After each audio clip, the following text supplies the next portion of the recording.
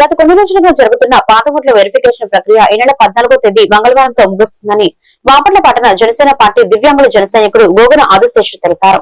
సమయం చాలా తక్కువగా ఉన్నందున బాపట్ల నియోజకవర్గంతో పాటు రాష్ట్ర వ్యాప్తంగా ఉన్న దివ్యాంగులు, వృద్ధులు మరియు ఓటర్లందరూ ఈ అవకాశాన్ని సద్వినియోగం చేసుకోవాలని కోరారు. ప్రతి ఒక్కరూ తమ పాత ఓట్లను వెంటనే వెరిఫికేషన్ చేయించుకుని ఓటు హక్కును భద్రత పరచుకోవాలని ఆయన విజ్ఞప్తి చేశారు.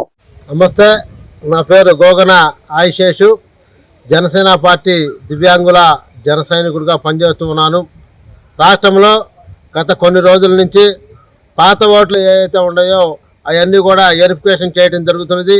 ఈ యొక్క వెరిఫికేషన్లో భాగంగానే మరి ఈ నెల 14వ తారీఖు రేపు మంగళవారంతో అయిపోతుంది. కావున మరి రాష్ట్రంలో ఉన్న నా ఒక దివ్యాంగుల అన్నదమ్ముళ్ళు కానీ, అక్క చెల్లెళ్ళు కానీ, పెద్దవారు కానీ, అదేవిధంగా వీరందరూ కూడా మన ఓట్లు జాగ్రత్త చేసుకోవాలి.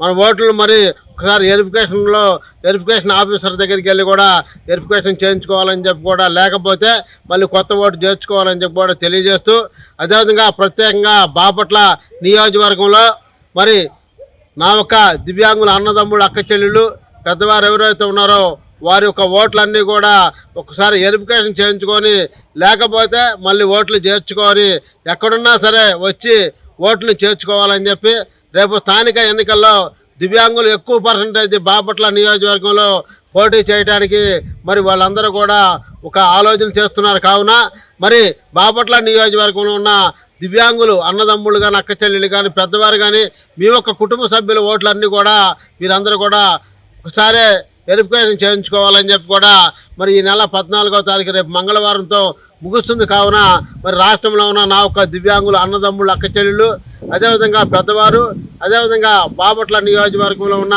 నా యొక్క దివ్యాంగుల అన్నదమ్ముళ్ళు, అక్క చెల్లెళ్ళు, పెద్దవారు అందరూ కూడా ఈ అవకాశాన్ని ఉపయోగించుకొని రేపు స్థానిక ఎన్నికల్లో మనం పోటీ చేసే మార్గం ఆలోచించాలని చెప్పి కూడా మరీ తెలియజేస్తూ ఉన్నాం.